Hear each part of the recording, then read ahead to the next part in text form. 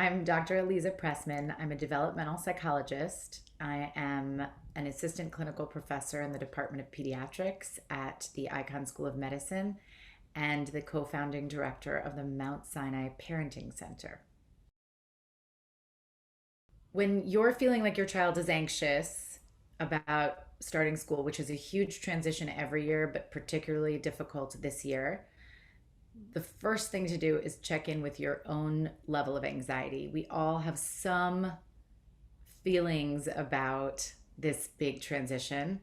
And depending on your child's age, whether or not this is their first year of school, given the last 2 school years and their circumstances, and your child's temperament, we're all going to have different responses. So the first thing is check in with your own level of anxiety.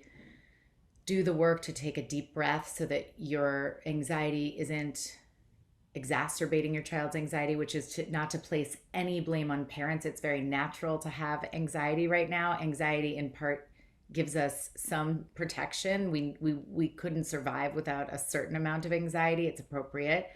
But when you can find your own feelings and come to terms with them, and then enter the space of talking about going to school or showing up to drop off with a clearer sense of how you feel, your children can work on their own level of anxiety and managing it in a much better way. So never underestimate the power of taking a good deep breath or two or three before entering a room, a conversation, or any transition. The second thing is to keep letting your child know that it is normal and appropriate for them to have those feelings of what, depending on their age. So with younger children, you wouldn't call it anxiety. You might just say, where are you feeling this? In your tummy, in your hands, in your feet, on your cheeks. And it's very interesting to find out how they're feeling and let them know that makes sense. This is a new experience for you. It's a new class, it's a new grade, it's a new type of school, depending again on the circumstances. And teach them together that you can take a deep breath whenever you're feeling that way and count to four in, and then you count to four out, just to simplify what a deep breath is. And then let them know you would not be sending them somewhere if you did not feel absolutely comfortable with the choice that you're making. And so they can trust that you feel safe and that you would never put them in a situation where they shouldn't feel comfortable and safe. Again, very natural to have some anxiety when we've been so closely attached to our kids for such a long period of time. Again, remembering to check in, is this really about how your child is feeling, or is this about your projecting that that's how your child is feeling? So checking in with your children can sometimes help us feel better because we find out they're actually not as concerned as we think they are. One thing to remember is to practice smaller bouts of separation so that it's not all at once at the start of the school year. So even, if you find that you have a little toddler who's following you into the bathroom or everywhere you go, maybe it's time to practice saying, here's where I'm going, this is what I'm doing, and then I'm coming right back. And so you're practicing separation in small bits. For younger children, also playing games of peekaboo, I'm gone, I'm back, I'm gone, I'm back.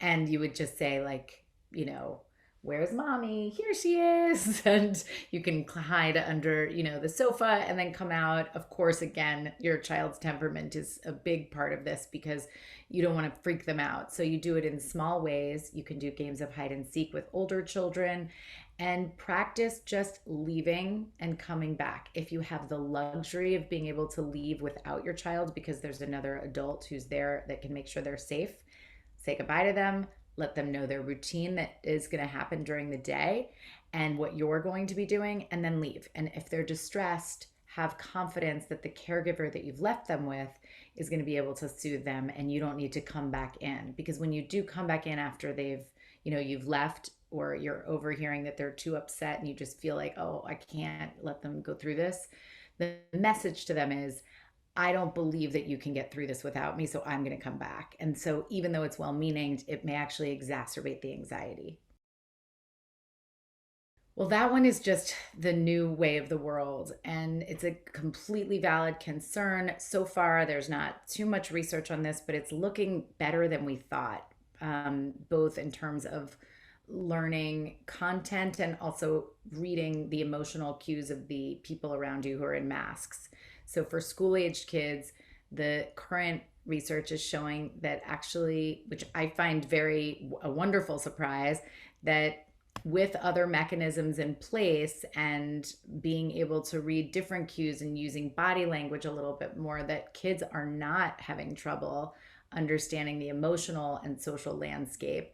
And in terms of cognitive development, which is, of course, inextricably linked with social emotional, when kids feel safe and they can pay attention and they've figured out ways to compensate for perhaps not being able to hear as well or not being able to see the mouth move, they're able to work on their school skills. So it may be that you want to practice at home what distance in the classroom they need, how much they need to listen with their ears instead of look with their eyes, and what they can practice at home to set themselves up to deal with the challenges of masks in school setting. The other thing to do is ask the teacher what are they doing in the classroom, because of course they're keenly aware of the different challenges that are going on with kids who are not used to learning in masks. And then finally, I would say they're adapting quite well to learning in masks, and they have an easier time adapting than we do. For younger children, it's not quite the same. They're completely adapting well to the mask wearing. They may not be getting the mouth movement that they need in the younger years. A lot of programs have figured out ways around that, clear masks or other systems.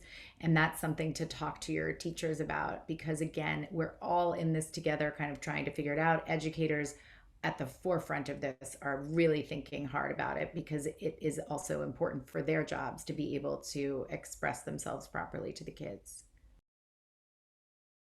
First and foremost is to shut the news off, because the physical and visual experience of watching the news is really stress inducing for most people, but certainly for children who don't really understand what's going on.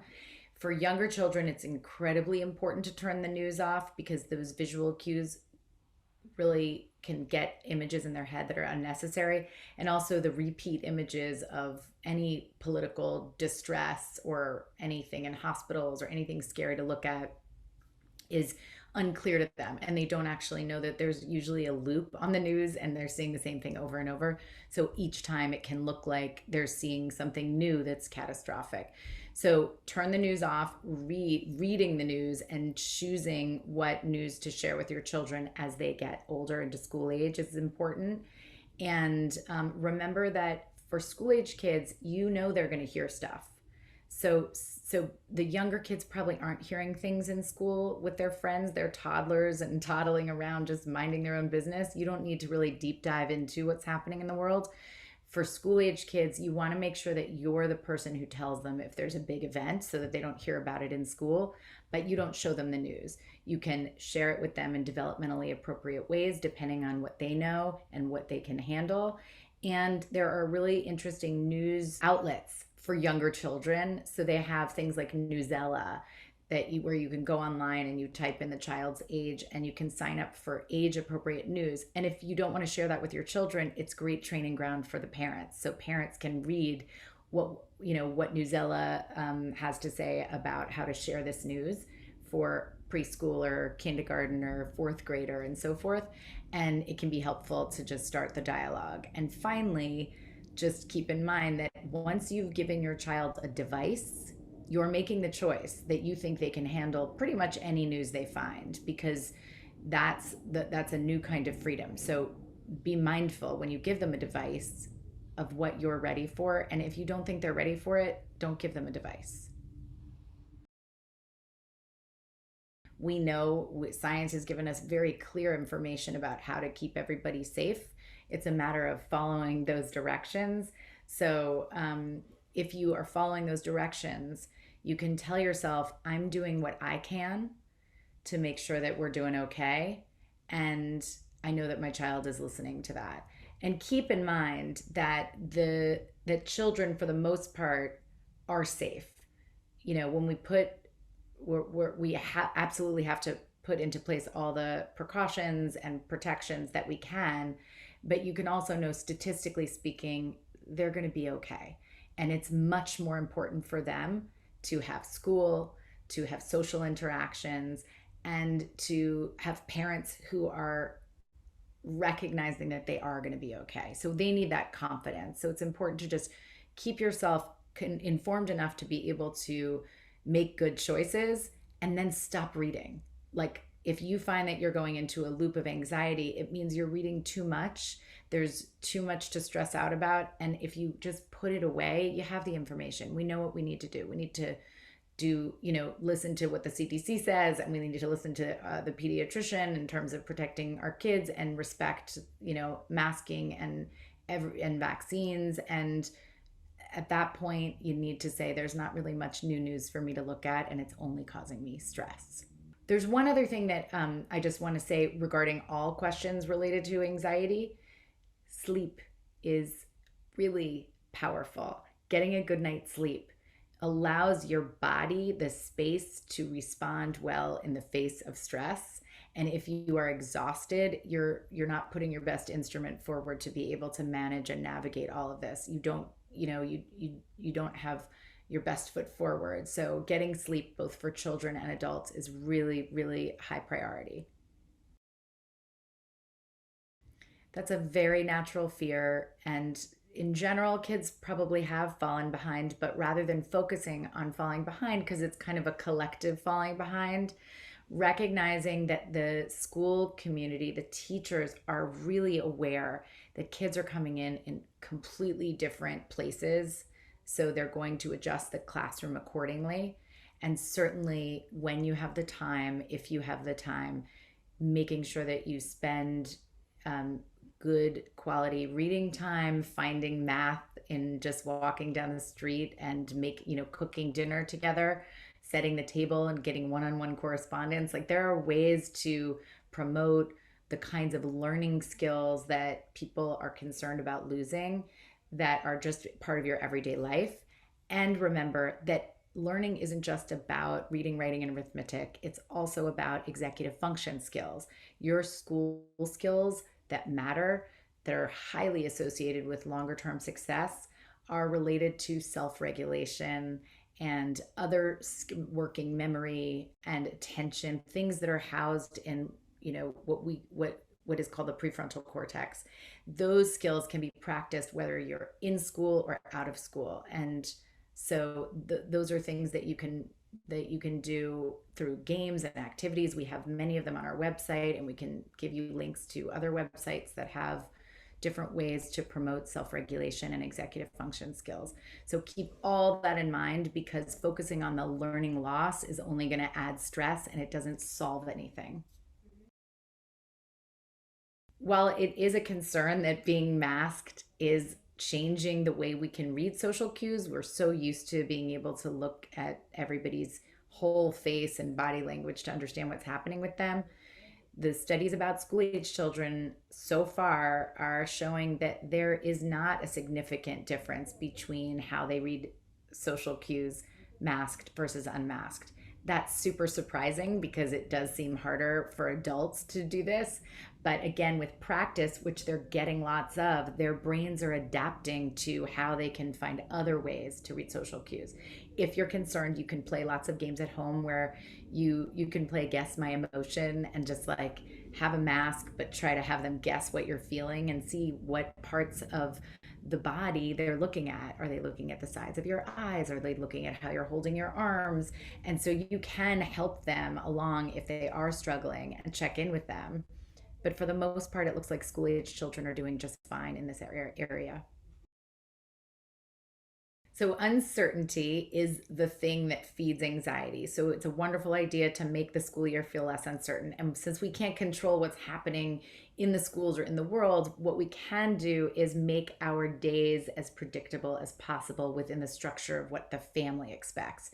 So, having the same morning routine, having the same afternoon, evening, bedtime routine, making sure that you have little small rituals during the week, even a goodbye ritual of how you say goodbye, a song you sing, or a book that you like to read, anything that, a silly handshake, anything that sort of is something that is that kids can look forward to, that they can count on, and that's completely in the control of just the caregiver and the child, and it doesn't require any other certainty in the world. So structuring the days with really good predictable routines that you can stick with, so don't make it complicated for yourself, and also a little ritual here and there, that becomes kind of a family tradition for every day, and healthy sleep, exercise, movement, all of the things that keep us healthy, keep those days feeling a little bit more predictable, even though, of course, they're not going to be completely predictable.